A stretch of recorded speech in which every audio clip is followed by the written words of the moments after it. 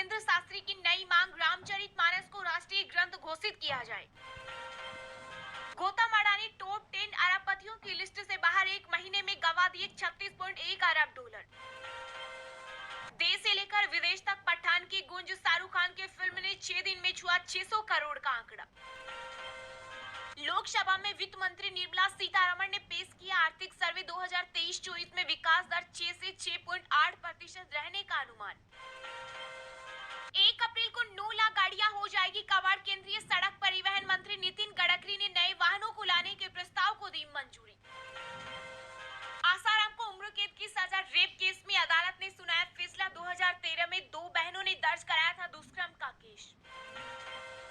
महाराष्ट्र को मिलेगी वंदे भारत ट्रेनों की सौगात, पीएम मोदी 10 फरवरी को दिखाएंगे हरी झंडी। 2023 में धीमी पड़ेगी पूरी दुनिया की अर्थव्यवस्था, गिरावट के बावजूद सबसे तेज विकास दर वाला देश होगा भारत, आईएमएफ का बड़ा बयान। जया किशोरी से शादी की अटकलों के बीच बोले बागेश्वर धाम के धीरेन्द्र शास्त्री, जल्द करूंगा विवाह लेकिन ज्यादा लोगों को नहीं बुलाऊंगा। आईएमएफ का दावा, 2023 में भारत और चीन चलाएंगे दुनिया, दोनों देशों के कंधों पर होगी ग्लोबल ग्रोथ की जिम्मेदारी। मध्य प्रदेश में हिंदू मुस्लिम एकता की दिखी अनोखी मिसाल, मुस्लिम महिला सरपंच ने कराया अखंड रामायण का पाठ। पठान की टिकट हुई सस्ती, शाहरुख खान ने फिल्म हिट होते ही दिया फैंस को तोहफा। दिल्ली के मुख्यमंत्री अरविंद केजरीवाल को जान से मारने की मिली धमकी, पुलिस के पास देर रात आया कॉल। यूपी की आम जनता को महंगाई का एक और डोज, अब जेब पर भारी पड़ेगा रोडवेज का सफर, राज्य परिवहन प्राधिकरण ने किराए में की 24% की वृद्धि। योग गुरु बाबा रामदेव ने जमकर की सीएम योगी की तारीफ, जलगांव में एक मंच पर नजर आए दोनों दिग्गज। बजट पर पीएम मोदी बोले भारत के बजट पर पूरी दुनिया का ध्यान, राष्ट्रपति का अभिभाषण हमारा गौरव। आंध्र प्रदेश की राजधानी होगी विशाखापट्टनम, मुख्यमंत्री जगन मोहन रेड्डी ने किया ऐलान। भारत में हर 4 में से 3 लोग विटामिन डी की कमी से ग्रस्त, रिपोर्ट में बड़ा खुलासा। शेयर बाजार में लगातार दूसरे दिन तेजी, निवेशकों को एक दिन में 20 खरब रुपए का फायदा। उत्तराखंड ने कर्तव्य पथ पर रचा इतिहास, गणतंत्र दिवस की झांकी को देश में मिला प्रथम स्थान। फिर धार्मिक यात्रा पर निकले विराट, अनुष्का पीएम मोदी के गुरु के आश्रम में टेका माथा। राष्ट्रपति द्रौपदी मुर्मू ने अभिभाषण से बजट सत्र का किया आगाज, का भारत में आज निडर और देश हित को सर्वोपरि रखने वाली सरकार। अब रूस और अमेरिका भी पहुंच रहे जंग के करीब, रूसी विदेश मंत्री ने व्हाइट हाउस को दी बड़ी चेतावनी। सरकार ने एलओसी से लेकर एलएसी तक हर दुस्साहस का दिया कड़ा जवाब, संसद में अपने पहले अभिभाषण के दौरान बोली राष्ट्रपति द्रौपदी मुर्मू। बजट के बाद 0.25% बढ़ सकती है रेपो दर, पहले की तरह आक्रामक नहीं होगी बढ़ोतरी की रफ्तार, सर्वे में किया दावा। पाकिस्तान से लेकर ऑस्ट्रेलिया तक हिंदू मंदिर निशाने पर, अब कनाडा में तोड़ी गई मूर्तियां। सपा नेता स्वामी प्रसाद मौर्य ने बागेश्वर धाम के पंडित धीरेन्द्र शास्त्री को बताया ढोंगी और पाखंडी। उत्तर प्रदेश में आयुष सेक्टर के लिए बनेगी अलग पॉलिसी, योगी सरकार ने बनाया प्लान। गर्व से कहो हम शूद्र हैं, सपा मुख्यालय के बाहर लगे पोस्टर, मानस विवाद पर 2-2 हाथ करने की तैयारी में अखिलेश यादव।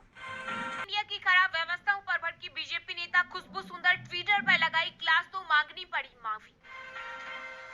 मारुति सुजुकी के नाम दर्ज हुई बड़ी उपलब्धि, भारत में 2.5 करोड़ बिक्री का आंकड़ा किया पार।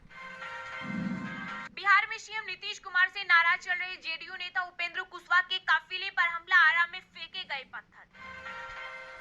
मशहूर निर्देशक मणि रत्नम की फिल्म पोनियन सेल्वन 2 की रिलीज डेट का हुआ ऐलान, 28 अप्रैल को सिनेमाघरों में दस्तक देगी फिल्म। चलिए अब जानते हैं जो आम आदमी के काम की और फायदेमंद खबरें हैं उनको विस्तार से। पर इससे पहले अभी तक आपने इस वीडियो को लाइक नहीं किया तो लाइक कर दीजिए। 1 अप्रैल को 9 लाख गाड़ियां हो जाएगी कबाड़, केंद्रीय सड़क परिवहन नितिन गडकरी ने नए वाहनों को लाने के प्रस्ताव को दी मंजूरी। जी हां, केंद्रीय परिवहन मंत्री नितिन गडकरी ने ऐलान किया है कि 15 साल से पुराने 9 लाख सरकारी वाहन 1 अप्रैल से सड़कों पर नहीं उतरेंगे। 1 अप्रैल से ऐसी गाड़ियों को सड़कों पर चलने से प्रतिबंधित कर दिया जाएगा, इनकी जगह पर नई गाड़ियां लगाई जाएंगी। नितिन गडकरी ने फिक्की के कार्यक्रम को संबोधित करते हुए कहा कि सरकार ethanol, methanol, bio CNG, bio LNG और इलेक्ट्रिक वाहनों के उपयोग को सुविधाजनक बनाने के लिए कई तरह के कदम उठा रही है। केंद्रीय मंत्री ने कहा कि हमने अब 15 साल से पुराने 9 लाख से भी ज्यादा वाहनों को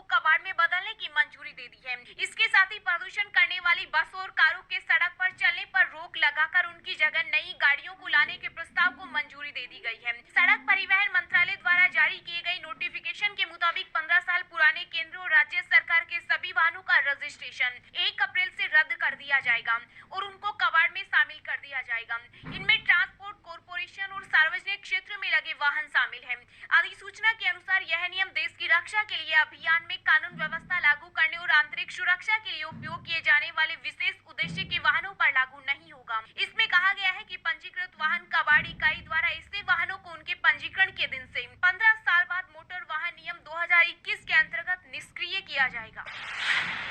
आर्थिक सर्वे से पहले IMF का बड़ा अनुमान 2023 में धीमी पड़ेगी पूरी दुनिया की अर्थव्यवस्था। गिरावट के बावजूद सबसे तेज विकास दर वाला देश होगा भारत। जी हां, आम बजट से पहले केंद्र सरकार ने आर्थिक सर्वेक्षण देश के सामने रखा। वित्त मंत्री निर्मला सीतारमण ने वित्त वर्ष 2023-24 के दौरान देश की GDP दर 6 से 6.8% तक रहने का अनुमान जाहिर किया। साथ ही मध्यम अवधि में भारत के विकास को लेकर अहम बातें रखी। सरकार ने कहा कि भारत की अर्थव्यवस्था व्यापक संरचनात्मक और प्रशासनिक सुधारों के दौर से गुजर रही है, जिसकी वजह से इकोनॉमी को मजबूती मिली है। मोदी सरकार ने कहा कि 2014 के बाद से देश में आर्थिक सुधारों को तेजी से जारी रखा गया है और 8 वर्षों में नया आयाम दिया गया। इसका परिणाम यह है कि जीवन यापन और व्यवसाय करने की सुविधाएं और बेहतर हुई। इन आर्थिक सुधारों से देश में डिजिटल पेमेंट्स का चलन बढ़ा है। आर्थिक सर्वे में सरकार ने नए भारत की तरक्की के लिए सबका साथ सबका विकास का लक्ष्य रखा। आने वाले कुछ सालों में सरकार का टारगेट अर्थव्यवस्था के साथ साथ लोगों की उत्पादक क्षमता बढ़ाने पर भी रहेगा।